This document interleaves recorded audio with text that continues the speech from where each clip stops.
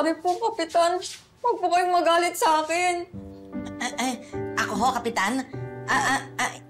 Hindi ho akong Kapitan. Siya ho yung Kapitan. Ikaw? Bakit bata? Alam po akong bata, pero 25 years old na po ako. Ganun ba?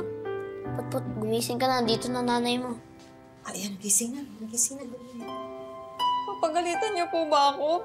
Depende po yan. Totoo po bang iniwan niyo si Potpot at may balak po kayong abandonin siya? Magulo po kasi ang isip ko. Iniwan kami ng tatay niya at sumama na sa babae niya. Litong-lito ako. Hindi ko alam kung paano kami mabubuhay ni Potpot. Pero nagbago na ang isip ko. Kaya hinanap ko na siya. Paano po sa paghahanap niyo hindi niyo nakita ang anak ninyo? Din lak na pagsisisi niyo na ngayon. Pusa nga at aso kapag nawawala, hinahanap. Si Potpot pa kaya?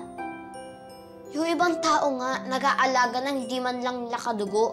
Tapos ipagkakait niyo yan sa kanya, kay Potpot. Kadugo at laman niyo siya.